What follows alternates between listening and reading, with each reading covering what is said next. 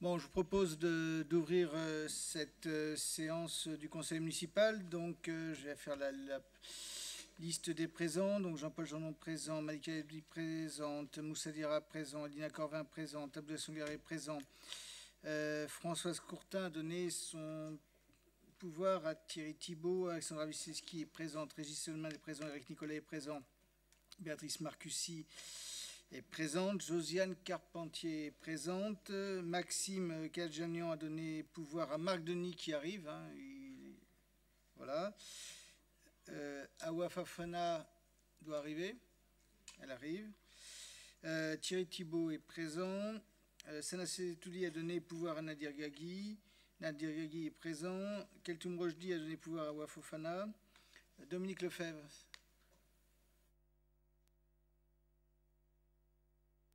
Il arrive, d'accord. Marc Denis donc va arriver. Hervé Chabert a donné pouvoir à Éric Nicolet qui arrive. Hein, voilà. Marie-Françoise Arouet a donné pouvoir à Josiane Carpentier. Cécile Escobar est présente. Rachid Bouch a donné pouvoir à Alexandra Wisniewski. Claire Beugnot est présente. Joël Motil doit arriver aussi, je pense. D'accord, ok. Donc voilà. Natia Troubissafsaf est présente. Bruno Stary est présent. Aonadia a donné pouvoir à Sadek Abrousse. Anne Nevaillant est présente. Soya Le Greb a donné pouvoir à Malika Yebri. Sadek Abrousse est présent. Moustapha Diouf, il doit arriver, je pense. Hein, donc voilà. RER. Bazitali Mugamadou Bougari a donné pouvoir à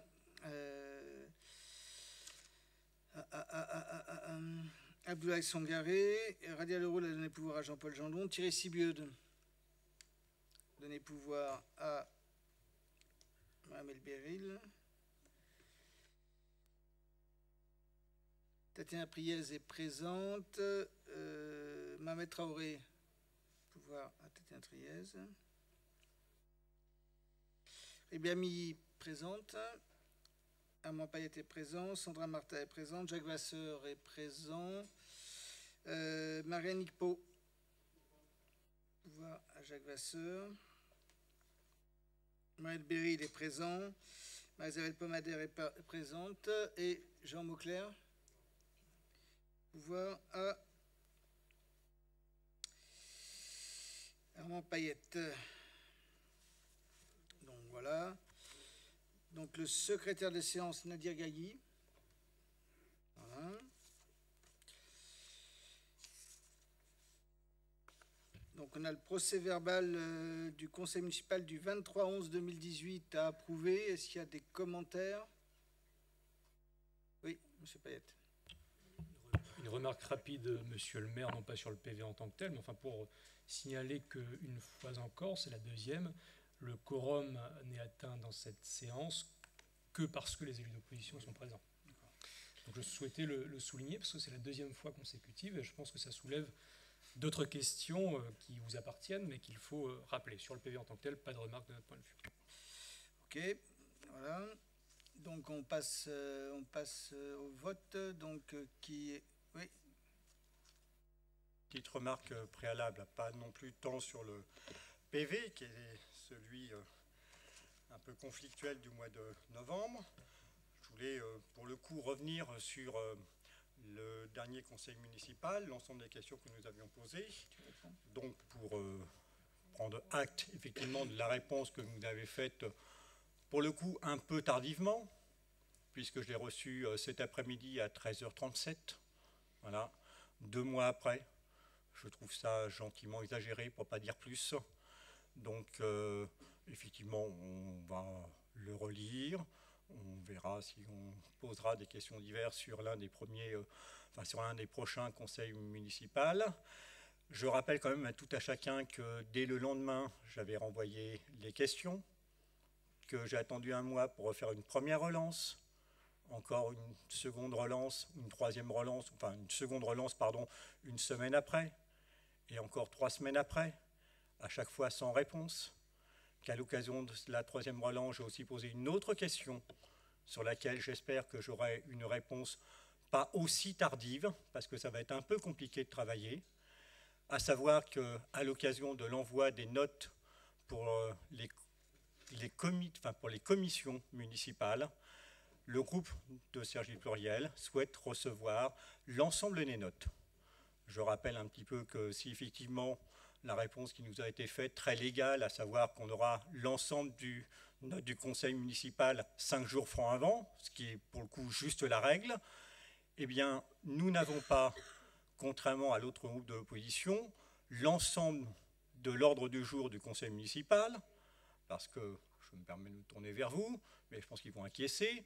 Si effectivement vous n'avez pas, à l'occasion de l'envoi de l'ordre du jour des commissions, l'ensemble des notes du conseil municipal, par contre, comme chacun est au moins représenté dans une des commissions, à la fin, vous avez bien l'ensemble de l'ordre du jour du conseil municipal. Ce qui n'est pas notre cas ici, parce que la répartition des commissions municipales n'a pas été revue.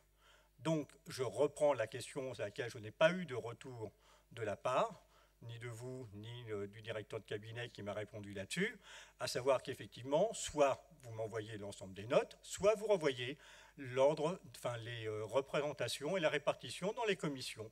Comme ça, à la fin, au moment de l'envoi de l'ordre du jour des commissions, on aura bien l'ensemble des notes disponibles pour nous.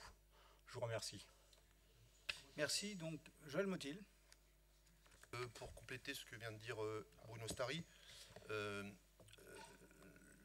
ne sais pas si la promesse faite par la première adjointe a été tenue. Elle ne l'a pas été dans les délais.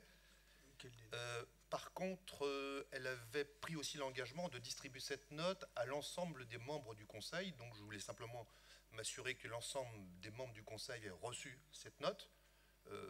Et si l'ensemble des membres du Conseil n'ont pas reçu cette note, et les réponses qui sont contenues aux questions qu'on avait posées, c'est que l'engagement que vous avez pris, outre le fait qu'il soit tardif, n'est pas complet.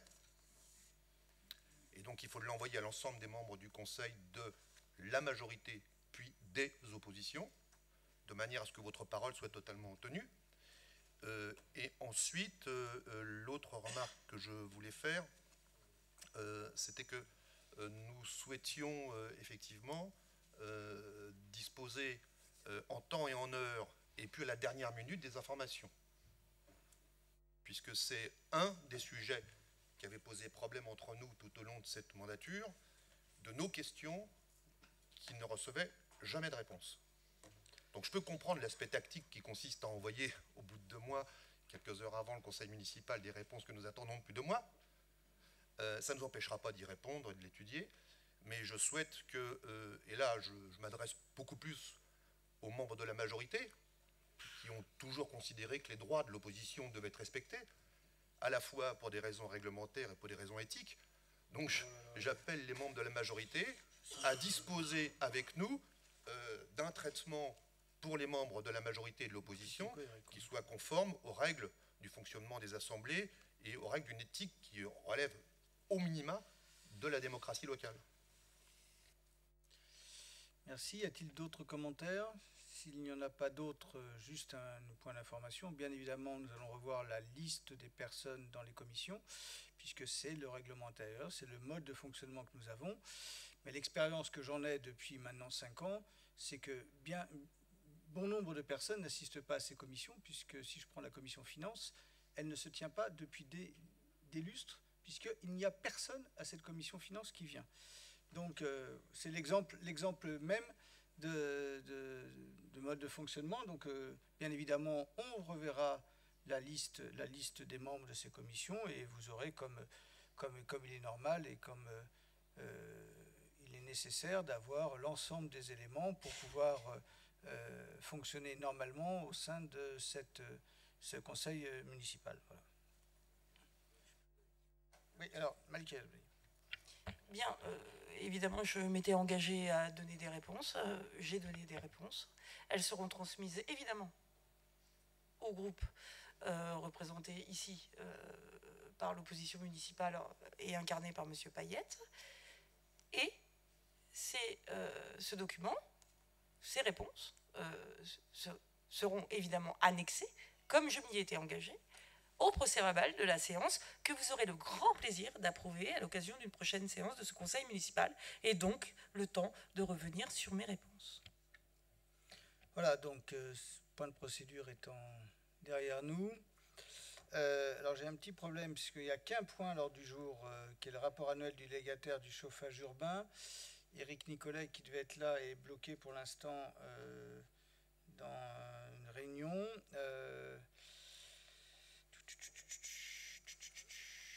Est-ce que M. Payette, vous aviez des points spécifiques?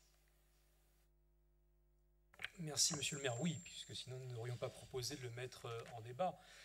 Simplement, ce n'est pas tant pour en débattre que pour évoquer quelques sujets qui sont de notre point de vue essentiels pour les Cergissois.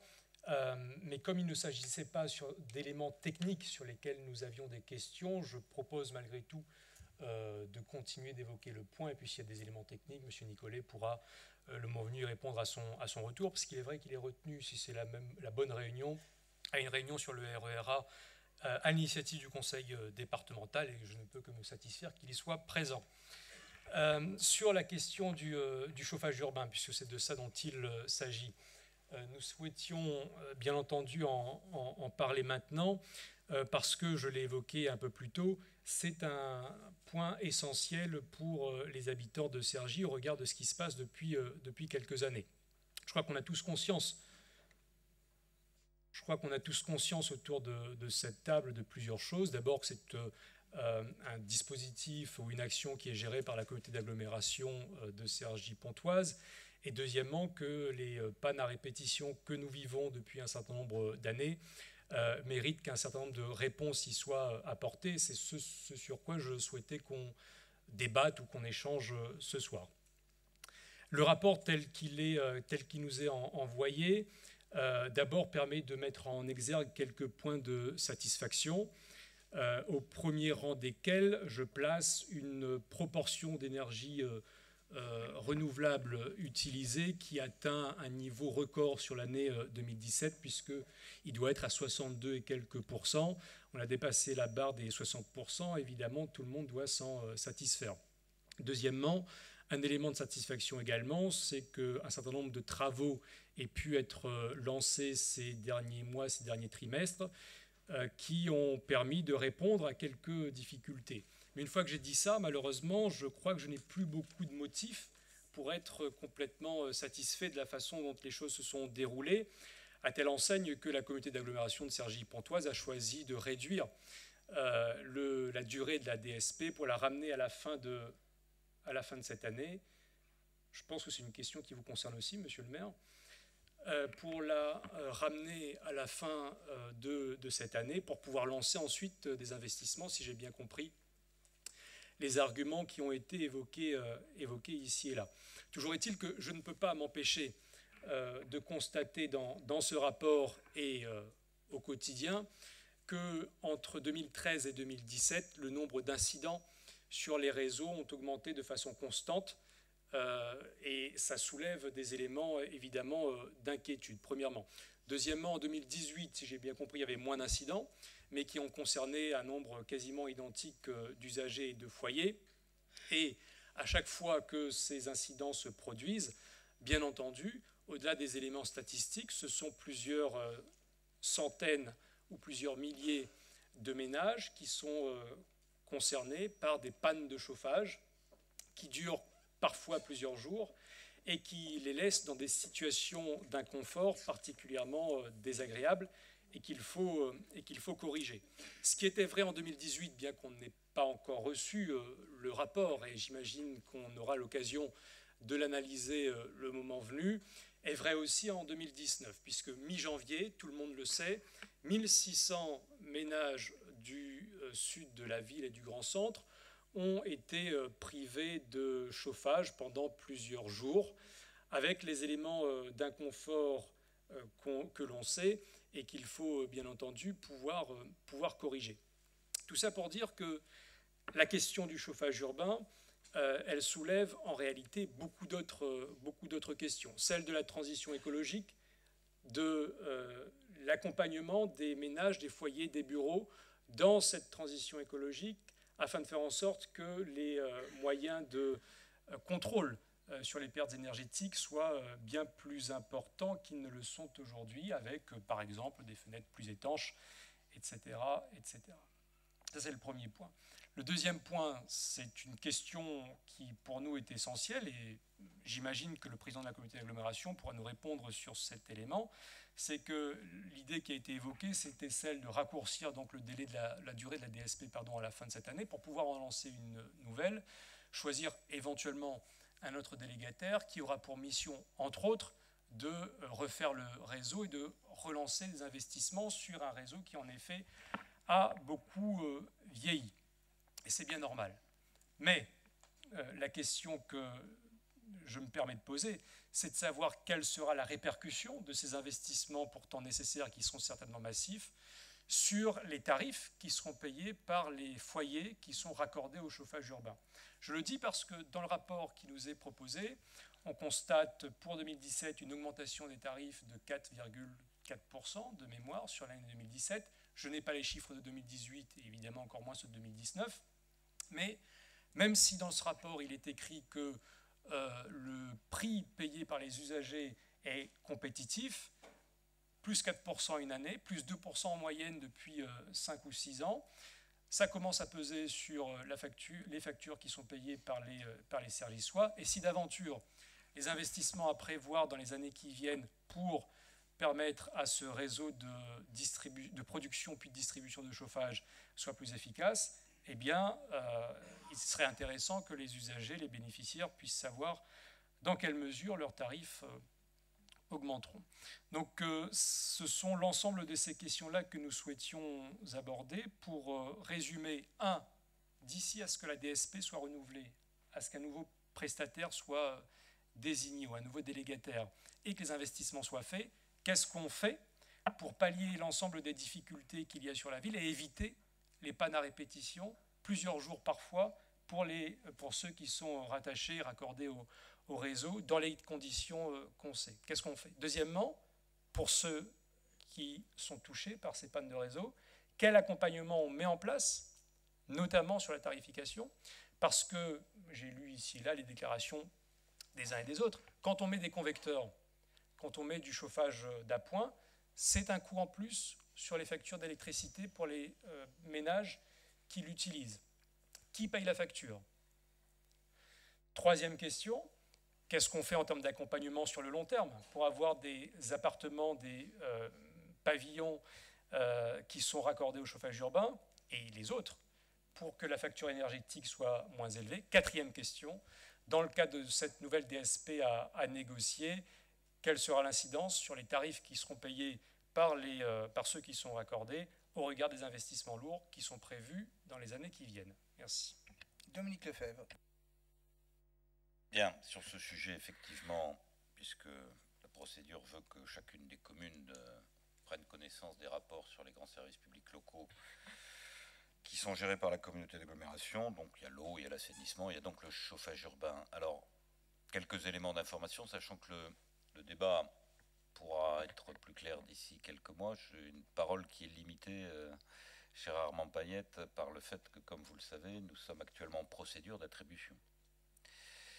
Que le calendrier de ce point de vue-là est celui d'une attribution de la nouvelle délégation de service public lors du conseil communautaire du début du mois de juillet.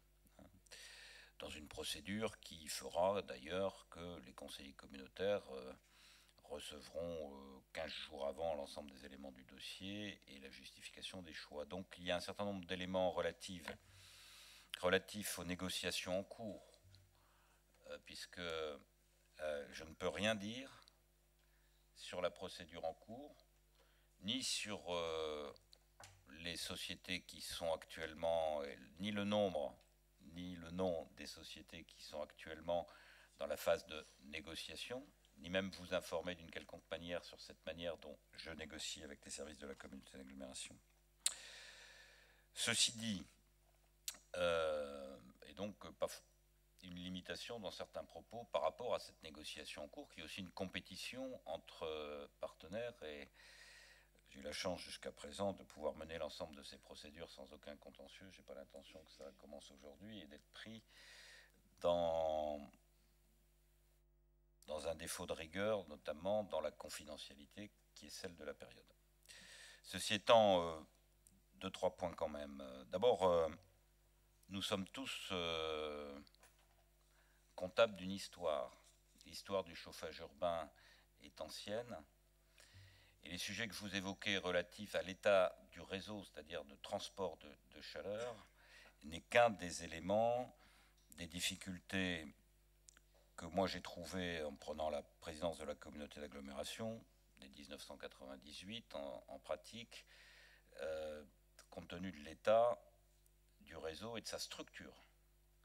Je rappelle que ce réseau de chaleur qui chauffe entre 30 et 40% des habitants de l'agglomération, dont un nombre important, peut-être près de la moitié des habitants de Cergy, puis des habitants d'Éragny, de Saint-Ouen-l'Aumône et un petit peu de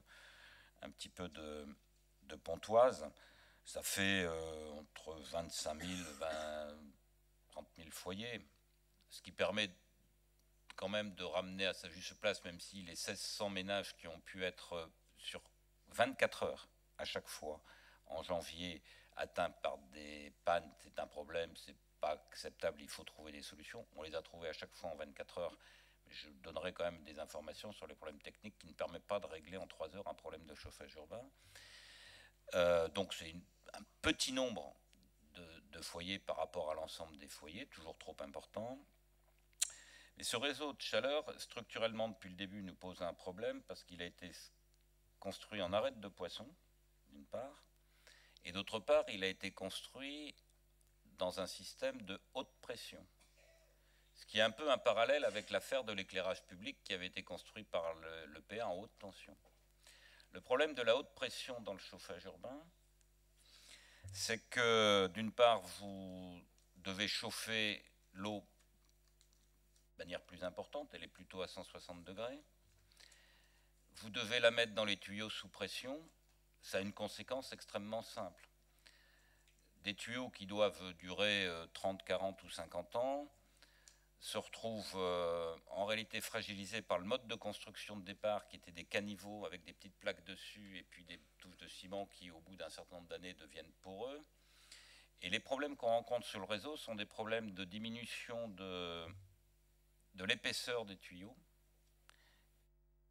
qui est lié au fait que les eaux d'infiltration qui sont à quelques degrés, 5, 6, 7, 8, 10, tombent sur des tuyaux qui sont à 160 degrés. Et que ça, eh ben, ça érode l'acier. Bien. Et ça, c'est structurel. Donc, il y a un problème parce que c'est de la haute pression sur la totalité du réseau. Il y a un deuxième problème, c'est que ce réseau en arête de poisson, donc il n'est pas bouclé. Donc, vous n'avez pas les systèmes de bouclage qui vous permettent de faire que quand il y a un tuyau qui pète quelque part, vous pouvez prendre une dérivation et isoler au maximum les habitants. On n'a pas, ceci dit, rien fait sur le chauffage urbain, puisque vous félicitez du fait qu'on soit plus de 60%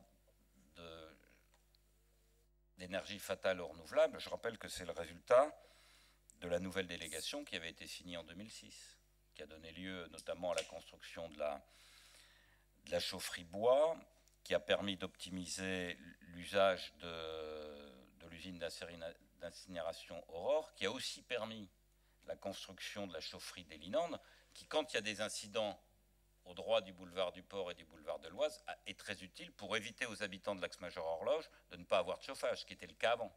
Donc, ceux qui disent, mais qu'avez-vous attendu, pourquoi n'avez-vous rien fait? D'abord, en 2006, la priorité, c'était l'évolution énergétique. C'est un dossier qu'on avait piloté avec Marc Denis, qui a joué un rôle important, notamment pour aboutir à cette solution de chaufferie bois, qui aboutit au fait qu'on est passé au-dessus de 50% d'énergie fatale et renouvelable. Il est vrai que l'industriel a eu des difficultés industrielles, qu'on n'a pas été toujours au-dessus de 60%, maintenant on l'est, au-delà.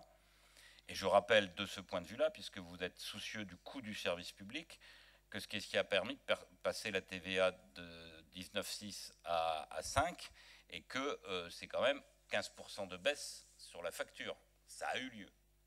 Donc, Et à l'époque, on a refait des bouts de réseau, notamment pour accorder la chaufferie des Linandes, mais on n'avait pas d'éléments, même si on a eu parfois des fuites, qui laissaient à penser que le réseau allait se dégrader aussi vite et à ce point. Et c'est d'ailleurs pour ça, et probablement parce que l'actuelle délégation de service public, j'ai vu des papiers qui ont été repris par, pas tous les médias, mais quelques-uns, à ce sujet, que nous avons fait une résiliation contractuelle du contrat en cours. Contractuelle, ça veut dire que nous l'avons fait en accord avec le délégataire actuel qui est Dalkia, sans indemnité. Contrairement à ce que j'ai lu là, où on dit que Dalkia va partir avec 15 millions, on doit faire un chèque de 15 millions pour la fin de la résiliation. La résiliation se fait sans coût. Elle est plutôt, donc il y a des amortissements non amortis jusqu'à la fin de la délégation qui devait être 2022, qui sont reportés sur la délégation ultérieure, mais ça c'est un truc économique. Mais Dalkia part, en tout cas sur cette délégation, le résultat pour Dalkia est négatif et ça se compte en dizaines de millions d'euros. Et donc dans cette affaire, l'industriel qui avait pris des risques industriels sur la chaufferie bois, qui en a pris sur les Linandes, qui a eu un certain nombre de problèmes d'exploitation, part avec des pertes. Ça la réalité. Personne n'a à y dire, comme j'entends souvent sur les DSP, qu'en réalité le grand capital s'est enrichi sur cette affaire. Sur cette DSP, c'est l'inverse. Et pourquoi nous avons résilié? Parce que nous avons constaté qu'il fallait changer de paradigme et que ça supposait des investissements lourds et donc une période d'amortissement suffisante. Et que pour faire ces investissements, on n'a pas pu... Il n'y avait aucun intérêt à faire ce qu'on a fait sur la station d'épuration. On a été capable de faire 70 millions d'euros sans mettre fin à une concession parce qu'on n'y avait pas intérêt. Et en reportant sur la suivante, là, on a décidé de repartir parce qu'il y avait un sujet avec un cahier des charges. Et les industriels aujourd'hui répondent. Ils répondent en particulier sur plusieurs objectifs. Il y en a un qui est la sécurisation du réseau. Ils ont le choix de la technique, hein. Reconstruire un réseau de pression, passer en basse pression, c'est ce qu'on fait dans tous les réseaux de France et de Navarre aujourd'hui neufs, faire un mixte des deux s'ils veulent. J'en dirai pas plus à ce stade parce que c'est leur proposition industrielle que nous analysons du point de vue de la sécurité et de la permanence du service public. Et puis il y a des objectifs d'augmentation des énergies renouvelables et fatales. Et moi je pense que la prochaine délégation nous permettra de dépasser l'objectif de 70% d'énergie renouvelable et fatale. Donc sécurisation, augmentation, ça fait effectivement, j'en suis d'accord Armand Payette, des dizaines de millions d'euros d'investissement. Là encore, je n'ai pas donné le chiffre parce que c'est aussi dans le cadre des négociations en cours, les différents acteurs n'ont pas les mêmes propositions d'investissement, ni sur le plan technique, ni en montant. Donc je ne vais pas m'hasarder à dire ce que serait un montant d'investissement, qui déterminera d'ailleurs la durée de cette délégation. Et c'est vrai que ça pose légitimement la question de savoir est-ce que tout ça va se traduire par une augmentation des prix du chauffage urbain. Seule réflexion que je ferai là-dessus, j'en terminerai par là sur ce point-là, c'est que c'est vrai que c'est très difficile dans un réseau de chaleur qui a parmi les prix les plus bas de France de moderniser, de faire des investissements lourds. Tout simplement parce que quand vous avez un prix bas, même si vous faites une augmentation de tarifs, par exemple de 10 ou de 15%, qui fait que ça reste un des réseaux de chaleur les plus bas de France, pour l'usager, c'est toujours une augmentation de facture.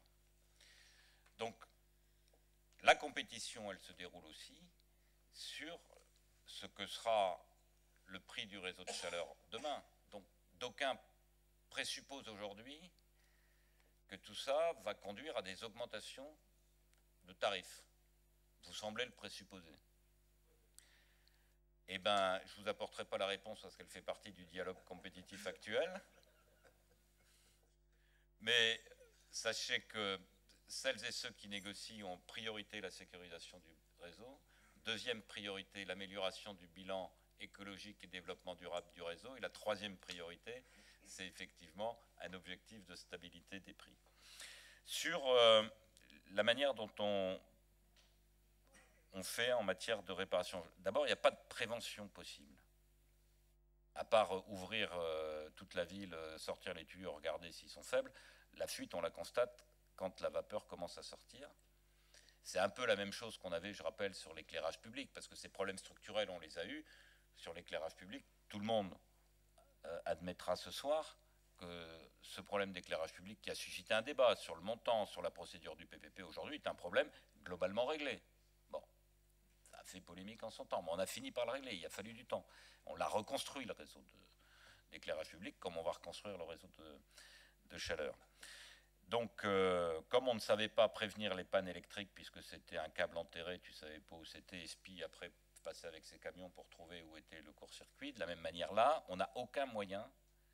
La seule chose qu'on a, c'est ce qu'on a pu faire en termes de photographie thermique pour voir là où manifestement ça semble un peu plus chaud qu'ailleurs, qui présuppose qu'éventuellement il n'y ait pas de... Mais, donc on a fait quelques travaux de sécurisation. Après, ce qui s'est passé au port à 2 reprises est différent. Et la dernière chose sur les délais d'intervention.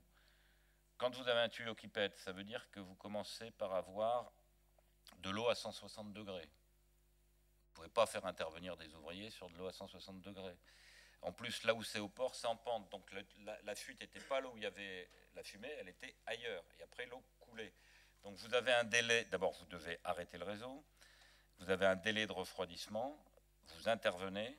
Et après, vous remettez en charge le réseau. Parce qu'il faut le re-remplir les tuyaux. Et les tuyaux, ça fait quand même 50 km.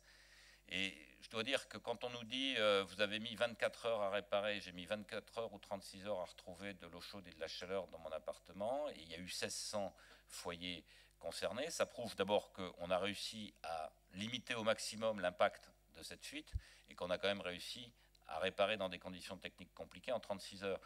Ce qui évidemment reste un problème. En cas de panne plus durable, parce que ça aurait pu être le cas au port, on aurait pu me dire on ne répare pas avant une semaine ou 2. Le dispositif qui était mis en place en lien avec les communes concernées, et le délégataire aurait mis à disposition des foyers concernés des radiateurs électriques, donc on avait un problème de distribution, etc. Donc ce dispositif existe, on sait qu'on est en risque là, bon, on est le 21 février, il nous reste 2 mois à tenir. Je pense que la délégation doit être attribuée au 1er juillet, des travaux doivent être faits à l'automne. Et après, il va rester... Moi, mon objectif, c'est de faire en sorte que les travaux de reconstruction du réseau, ça va être aussi un des critères de choix des opérateurs, se déroulent sur un temps restreint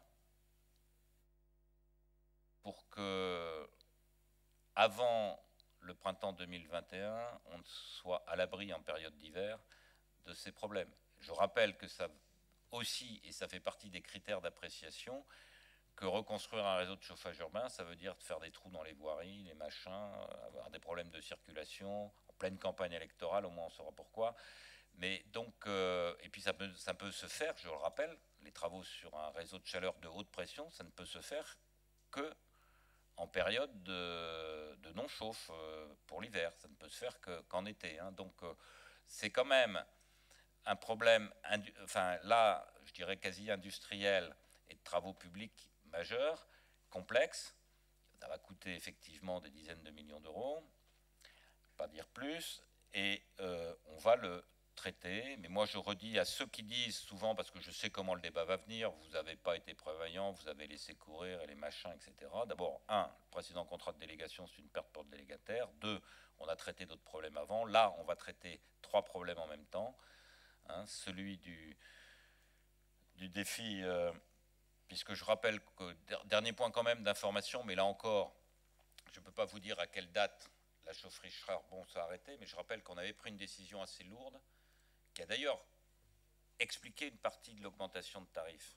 Parce que s'il y a augmentation de tarifs à Armand-Payette, c'est parce que des normes avaient changé, et que nous avions le choix entre faire une augmentation de tarifs de 15% en mettant aux normes cette chaufferie charbon,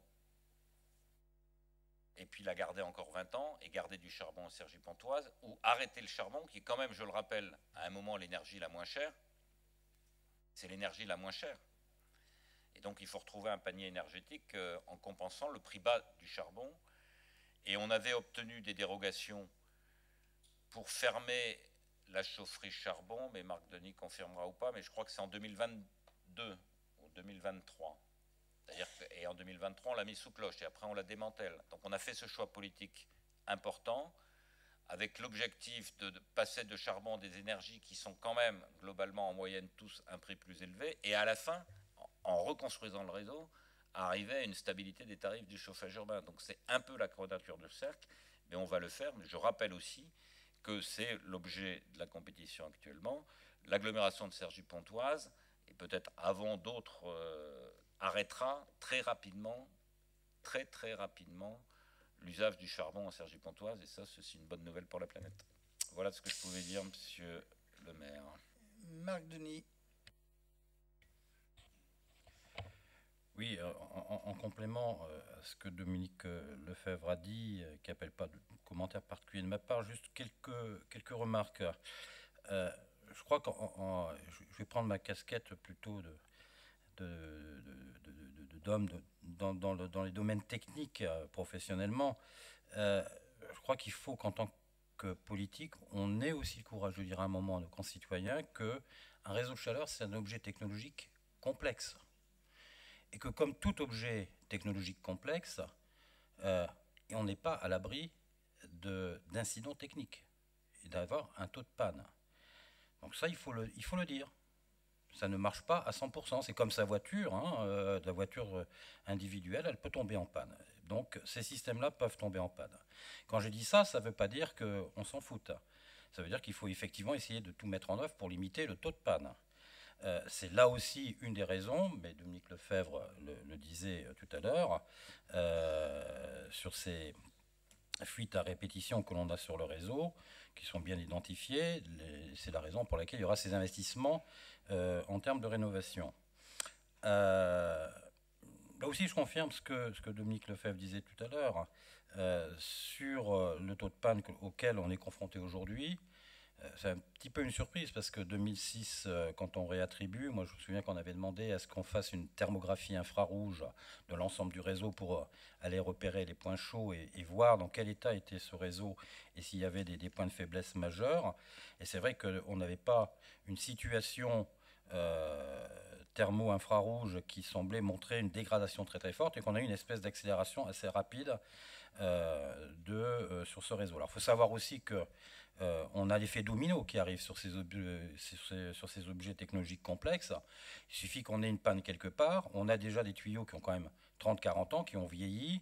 Ça donne des coups de boutoir, etc. Et ça s'enchaîne et ça s'amplifie. Donc voilà ce que je voulais dire. N'oublions pas quand même de rappeler, et tout un chacun peut avoir une chaudière chez lui qui tombe en panne et il mettra 3 semaines à ce que ça soit réparé. Voilà. Donc on n'est pas à l'abri de problèmes techniques. Rappelons-le à nos concitoyens. Deuxième élément, sur l'augmentation, vous parliez, M. Payette, de la part, mais Dominique Lefebvre est revenu dessus, sur la part des ENR. Je crois aussi qu'il faut qu'on rappelle que ce choix-là, il est à la fois un choix environnemental, mais c'est aussi un choix économique, parce que ça nous permet d'avoir un mix énergétique qui permet de limiter les fluctuations, la volatilité du cours de l'énergie en pouvant jouer sur ce mix énergétique. Donc on a un enjeu à diversifier nos sources d'énergie et les diversifier vers les ENR, tant d'un point de vue environnemental que d'un point de vue économique et donc social par derrière. Troisième élément de réflexion, je vous lancez comme cela en pâture, on parle souvent des usagers du chauffage urbain qui sont un petit peu captifs. Moi, je voudrais quand même que vous réfléchissiez un jour sur les vrais captifs en matière énergétique et de chauffage. Ce sont ceux qu'on met au chauffage électrique, parce qu'eux, ils n'ont aucune autre solution pour sortir. Aucune. Ils sont piégés, pris, et ne peuvent plus bouger. Quatrième réflexion que je lance comme ça aussi, qui est peut-être un sujet sur lequel on aura un jour à revenir. Ça fait plusieurs années, moi, je défends le classement du réseau, qui est une mesure réglementaire qui permettrait de booster le développement de ce réseau. C'est un débat sur lequel il faudra qu'on revienne. Et puis, dernière réflexion sur laquelle je voulais revenir, parce que ça n'a pas été abordé par Dominique Lefebvre, sur la question de la rénovation. C'est vrai que consommer de l'énergie, c'est bien, en consommer moins, c'est mieux. Et je crois que là, encore une fois, sur ce territoire, on a à s'améliorer. Moi, j'avais fait un certain nombre de propositions. Je ne désespère pas qu'on puisse un jour avancer, mais je crois qu'on a un point faible. Autant sur le réseau de chaleur, on a un réseau de chaleur qui qui d'ailleurs a reçu plusieurs années le prix Éco-Réseau par Amorce pour sa gestion. Autant sur la rénovation, c'est un point sur lequel, effectivement, nous devons largement nous améliorer, tant localement d'ailleurs que dans les dispositifs de l'État, etc. etc. Voilà, chacun a sa part à prendre là-dessus. Voilà les quelques réflexions dont je voulais vous faire part. Je n'ai pas oublié, voilà. Monsieur Payette.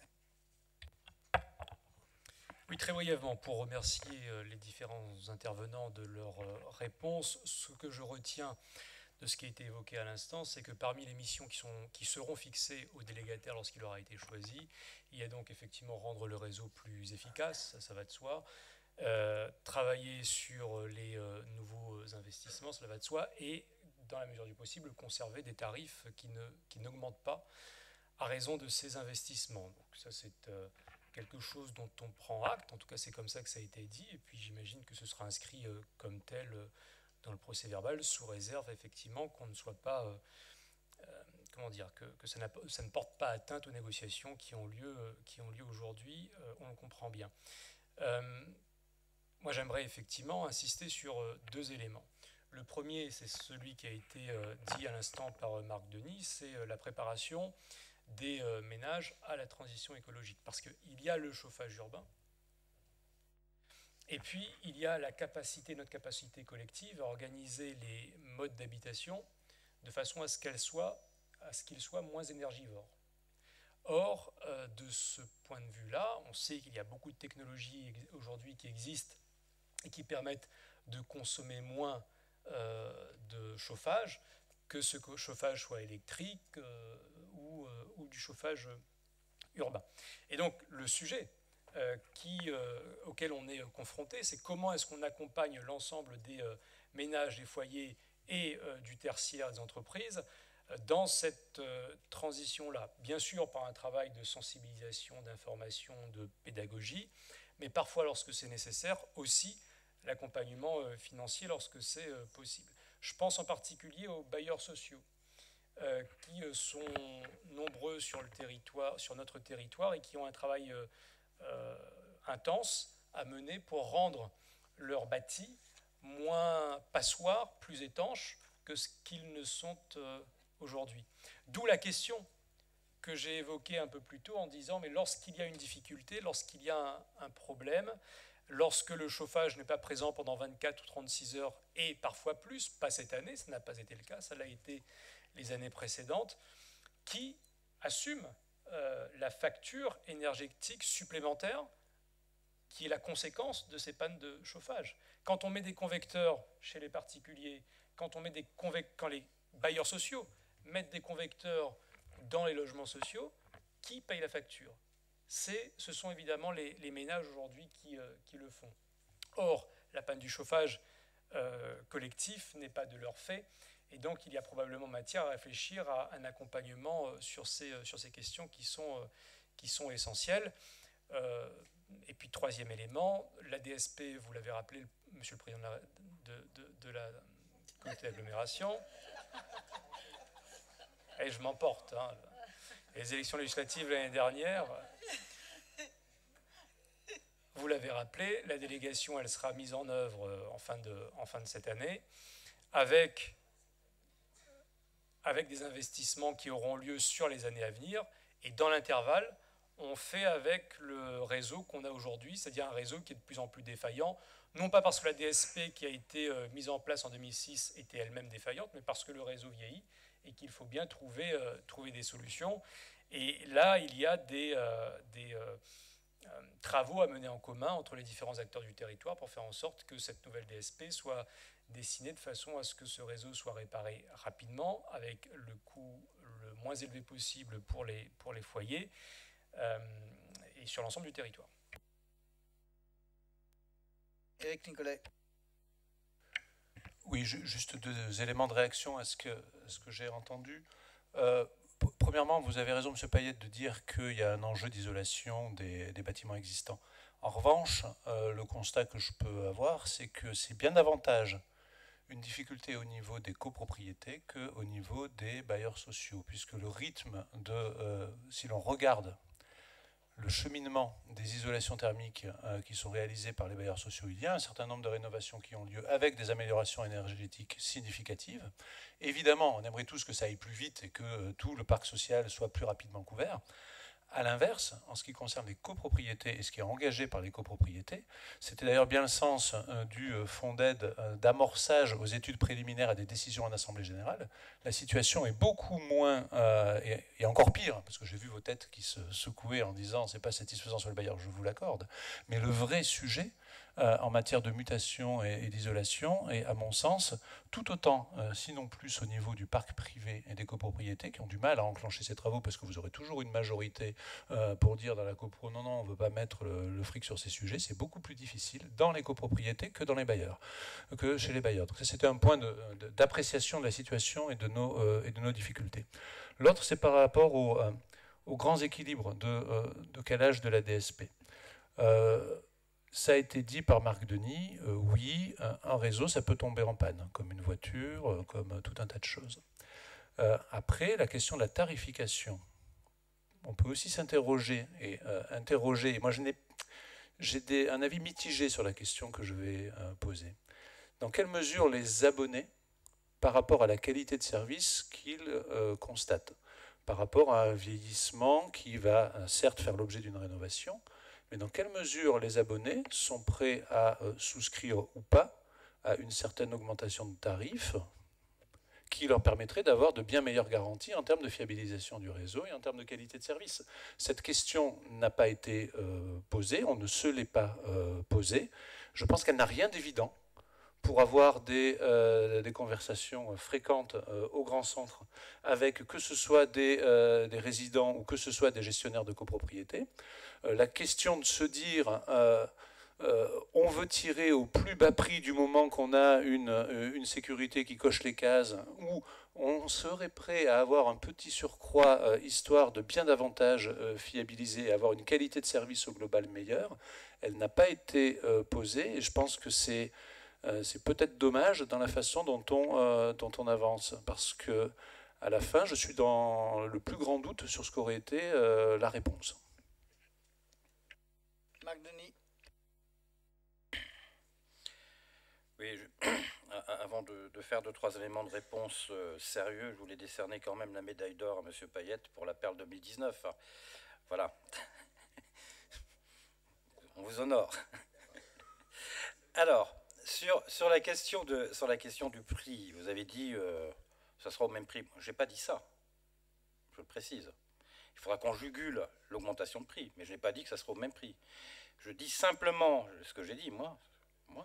Ce que j'ai dit, c'est que le mix énergétique permet de moduler les fluctuations erratiques, géopolitiques qu'on peut avoir sur le coût de l'énergie. Donc c'est quand même un élément important et de le maîtriser au mieux. La deuxième chose, mais Eric Nicolet est intervenu là-dessus, ce que je voulais revenir, c'était sur les questions de rénovation.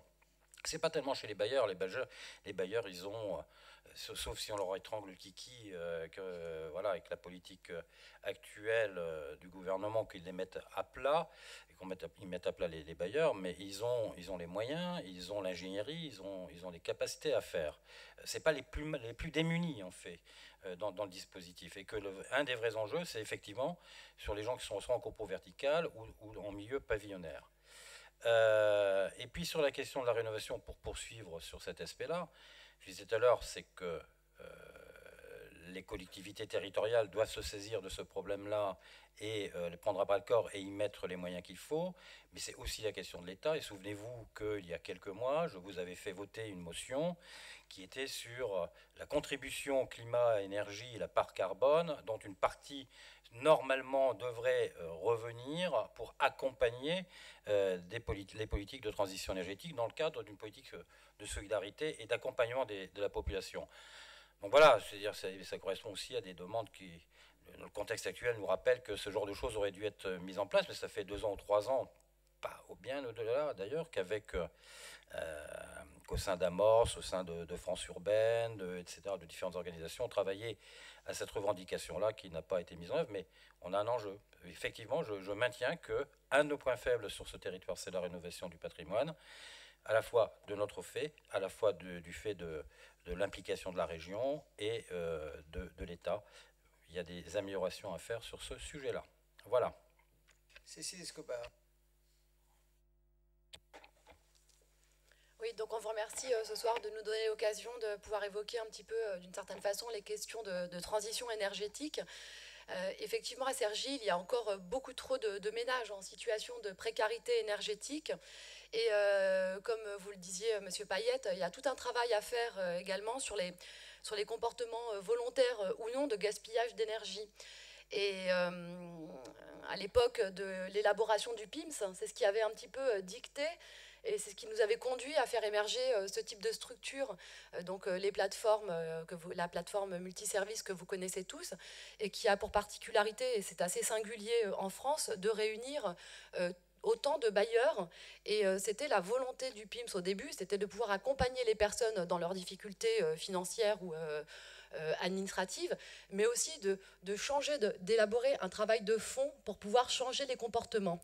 Et donc, normalement, si le travail, je ne sais pas comment il est engagé encore aujourd'hui, mais il y a tout un travail qui est en train de se mener sur ces questions avec les bailleurs, notamment permis par l'exonération de taxes, la TFPB, pour engager un travail. C'est ce qui était engagé il y a encore quelques temps. Ensuite, donc ça, je pense que c'est un axe concret de travail que nous pourrions avoir à Cergy, directement connecté avec les habitants. Et je suis sensible, comme vous l'avez dit, à ces ménages en précarité énergétique qui doivent se chauffer. On doit pouvoir trouver des solutions quand cela arrive, même pour 24 heures ou 48 heures. Ensuite, c'est un problème qui est celui des copropriétés. Bon, souvent, dans nos copropriétés, on a aussi des ASL complexes avec aussi des locataires. Donc, c'est finalement le problème de beaucoup de Cergysois. Et à ce sujet, donc, M. Nicolas a évoqué ce qui avait été mis en œuvre pour l'accompagnement des copropriétés verticales, avec la perspective après de faire évoluer le dispositif d'accompagnement de ces copropriétés vers les copropriétés horizontales, il y en a beaucoup à Cergy.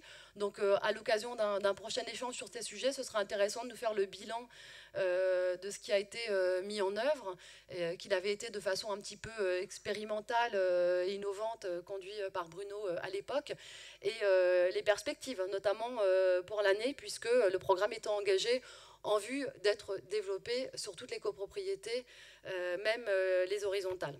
Merci. Ah, Monsieur Payette.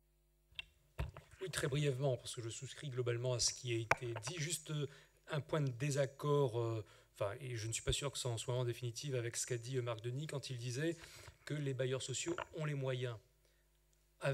Oui, avec des guillemets, mais beaucoup de guillemets, parce que la décision qui a été prise par le président, pas de l'agglomération, mais de la République, lorsqu'il a décidé de la réduction du fameux RLS, cela aboutit à une réduction drastique des moyens des bailleurs sociaux pour faire leurs investissements. Tant et si bien qu'aujourd'hui, la construction de logements par les bailleurs sociaux a fortement ralenti, voire baissé selon les territoires, parce que ces bailleurs sociaux n'avaient plus les moyens d'investir et plus les moyens de réhabiliter, et on en connaît sur le territoire. La conséquence de tout ça, c'est quoi? Ce sont des bailleurs sociaux qui sont obligés de se regrouper dans des entreprises tentaculaires, avec un niveau de proximité auprès des locataires qui a fortement baissé. Donc je crois qu'il faut être très vigilant sur cette question. Bon, on n'est pas là pour débattre des mesures qui ont été prises à l'échelle nationale et leurs impacts sur les bailleurs sociaux, mais cette question en particulier aboutit à la fin à ce que les bailleurs sociaux aient moins de moyens pour construire, moins de moyens pour réhabiliter et peut-être moins de moyens pour accompagner les locataires dans l'isolation énergétique. Et puis du reste, sur ce que vous avez dit pour les copros privés, évidemment, nous y souscrivons. Nous savons bien que sur le territoire de Cergy, il y a un certain nombre d'entre elles qui ont un besoin d'accompagnement très important pour réussir à relever ce défi.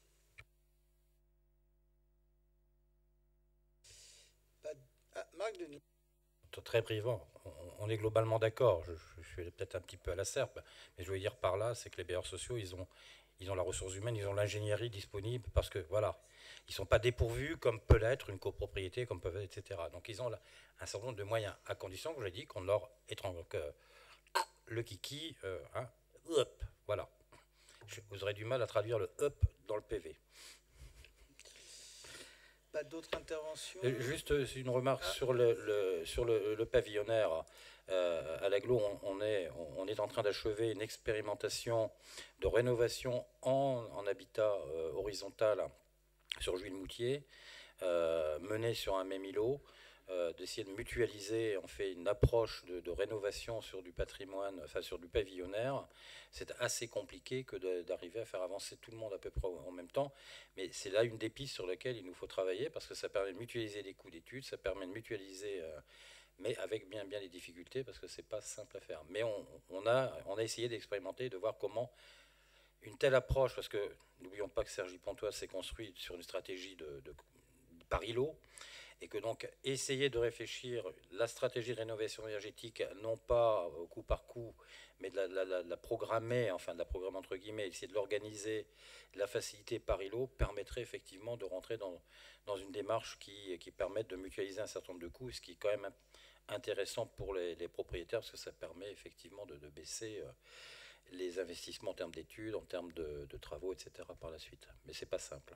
Voilà. Mais on pourra un jour, si vous voulez, faire un point là-dessus. D'autres interventions? Permettez-moi de conclure. Donc, je pense que le premier sujet, bien sûr, c'est la transition énergétique, c'est-à-dire comment on arrive à un moment donné à ce que les bâtis de tout type consomment beaucoup moins. Je vous rappellerai que depuis 2014, 2500 logements sociaux ont été réhabilités, et dont la plupart avec une double peau, ce qui veut dire qu'une vraie baisse des charges énergétiques. Cependant, un certain nombre de bailleurs n'ont pas fait des réaménagements en double peau compte tenu de la tarification du chauffage urbain. Et ça fait partie, je pense, des réflexions qu'on doit avoir, puisque finalement, on reste dans les mêmes catégories compte tenu, je dirais, du mode de tarification du chauffage urbain. Donc, première réflexion. Deuxième réflexion, il s'agit bien sûr des copropriétés, ça vous l'avez tous évoqué. Nous avons mis en place un fonds qui permet notamment de faire les audits nécessaires, mais bien évidemment, ça ne va pas assez loin sur ces opérations, et je pense que là aussi, il devrait y avoir un accompagnement beaucoup plus fort, pas forcément de la municipalité, mais d'autres organismes qui pourraient accompagner beaucoup plus les copropriétés, et notamment les copropriétés dégradées, qui aujourd'hui n'ont pas les moyens de pouvoir finalement faire la transition énergétique voulue. Troisième point non cité par les uns les autres, c'est bien sûr les équipements publics, où nous avons également tout un travail à faire sur la diminution des consommations énergétiques sur l'ensemble de nos équipements publics. Marc le sait bien, hein, mais je pense que ça aussi, ça fait partie des actions que nous devons donner. Donc on a un premier aspect qui tourne autour de ces trois types d'habitats. Après, mais je pense que Dominique Lefebvre l'a souligné, je vous rappellerai quand même que le chauffage urbain, c'est quand même aujourd'hui au kilowattheure le chauffage le moins cher qui existe. Et ça, c'est aussi important. Et je pense qu'il faudra, à un moment donné, bien regarder et faire les comparaisons nécessaires afin de ne pas rentrer dans de faux débats sur l'évolution potentielle, si cette évolution a lieu, lors de la DSP. Enfin, dernier point, moi ce que je vous propose, parce que je vois que c'est un sujet qui mobilise autour de cette table, c'est que lorsqu'il y aura le choix fait par la communauté d'agglomération du nouveau délégataire, de refaire ici une présentation de l'ensemble du dispositif qui sera mis en place par le délégataire, ce qui nous permettra d'avoir également un débat et nous permettra d'agir en pleine connaissance, je dirais, de l'opération qui est en cours à la communauté d'agglomération. Donc voilà la proposition que je peux faire. Je suis sûr que cette proposition recueillera l'aval de toutes les personnes autour de cette table. Il s'agit juste de prendre acte de ce rapport, donc il n'y a pas de vote. Donc je vous propose de balayer l'ordre du jour, hein, puisque il n'y avait pas d'autres, je dirais, propositions d'intervention. Donc proposition numéro 1, charte partenariale de recouvrement trésorerie. Est-ce qu'il y a une qui est contre, qui s'abstient, unanimité? Oui, abstention, d'accord. Donc pour une partie de l'opposition et la majorité. Deuxième délibération, subvention dans le cadre du fonds d'aide ASL, les maisons du Patio 2. Pour également, donc unanimité. Subvention dans le cadre du fonds d'aide, les coteaux de Cergy. Unanimité pour tout le monde. Numéro 4, rectification, libération, garantie d'emprunt aux ICA. Pour également. Unanimité. Garantie d'emprunt dans le cadre des travaux de réhabilitation de la résidence Le Chêne, sollicité par le bailleur Antin. Pour également. Unanimité. Convention ville CACP, ZAC Grand Centre, les Marges Aubert. Pour majorité. Autorisation du maire à signer tous les actes nécessaires relatifs à la cession de la copropriété 1, îlot Bastide. Majorité pour. Cession des terrains situés aux clairières. Je ne prends pas part au vote. D'accord, majorité pour. 9, régulation foncière parcelle 6 rue du Clos Couturier. Pour. Majorité pour. Désignation d'un représentant à la commission d'indemnisation du Grand Centre. Pour. Majorité pour. Convention avec l'association 4 City. Pour. Unanimité. Donc nous avons fait le... Voilà. Adhésion au CIAP de la commune de Neuilly-en-Vexin.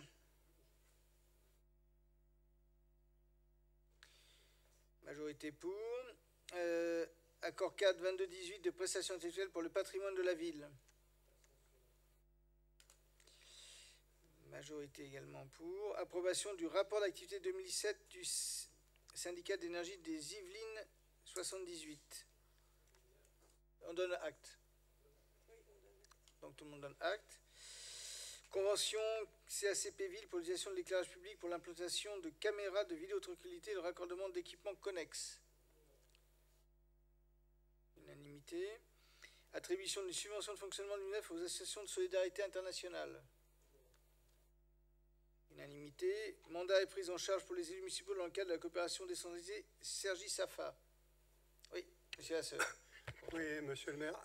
Pour les points 18 et 19, nous demandons que les votes soient dissociés si c'est possible.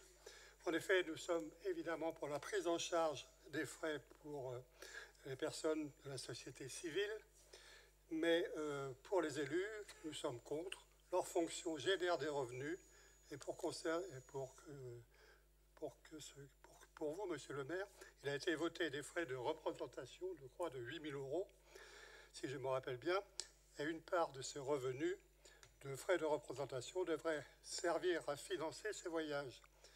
Et si ce n'est pas possible, nous demandons que notre demande soit notée au PV du Conseil. Donc nous ne dissocions pas, bien évidemment, puisqu'on l'a jamais fait jusqu'à maintenant depuis le début de ce mandat.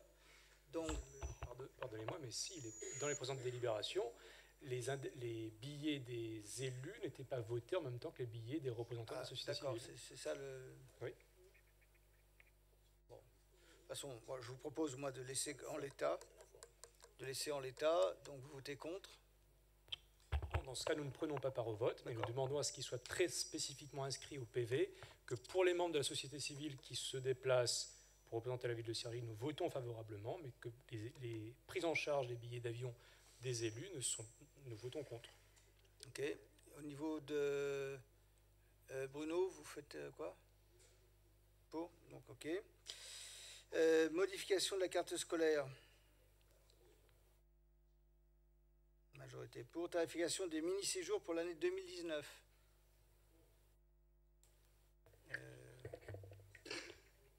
Pour, majorité pour aussi. Attribution de subventions aux délégués départementaux de l'éducation nationale. Je pense unanimité. Bourse communale 2018-2019 pour les collégiens. Unanimité. Attribution de subventions 2019 aux associations sportives. Unanimité. Attribution de subventions 2019 aux associations de proximité. Unanimité. Attribution de subventions dans le cadre du FIL.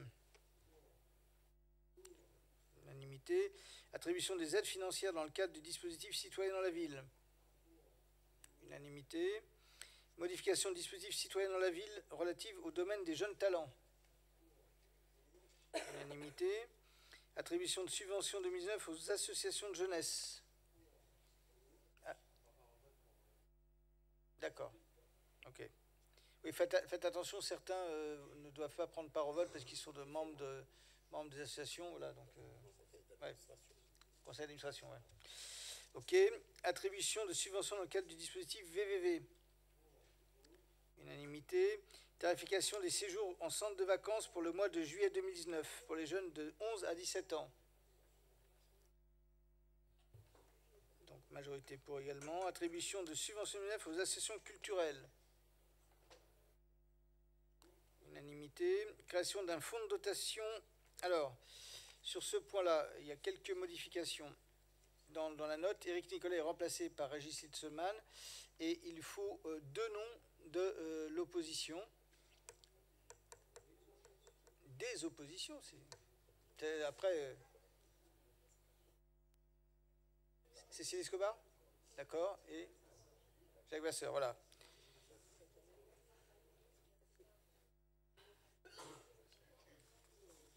Ok. Alors, restauration et remise sur le socle de la sculpture de Saint-Christophe en 2019. Unanimité. Adhésion au Conseil d'architecture, d'urbanisme et de l'environnement. Unanimité. Signature d'une convention de prêt d'œuvre de la part du musée de la ville de Saint-Quentin-en-Yvelines à la ville de Cergy. Unanimité. Subvention en matière d'emploi, donc je suis à 37. Unanimité. Subvention au CCAS. Unanimité. Subvention aux associations dans le domaine de la solidarité. Oui, exactement. Subvention aux associations dans le domaine de la santé, donc unanimité. Subvention aux associations dans le domaine de l'égalité. Unanimité. Subvention aux associations à destination du public senior. Unanimité. Convention de réservation de logement avec le bailleur Antin Résidence. Unanimité. Règlement de fonctionnement des établissements d'accueil petite enfance de la ville de Cergy. Majorité pour. Mise à jour des tableaux des effectifs. Majorité pour. Évolution de la mise en place des services civiques. Unanimité. Organisation des astreintes à la ville de Cergy. Donc majorité pour. Versement de subvention pour l'association de la pause de sport. Unanimité. Ralliement à la procédure de négociation de la convention de participation risque santé CIG Grande Couronne 2020-2025. Unanimité. Subvention 2019 amicale du personnel. Unanimité. Avenant au marché de voyage et hébergement. Majorité pour. UGAP, renouvellement marché photocopieur. Majorité pour. Et il y a décision du maire. Est-ce qu'il y a des commentaires? Pas de commentaires. Je vous remercie pour ce conseil municipal qui a été efficace et je vous souhaite une très bonne soirée.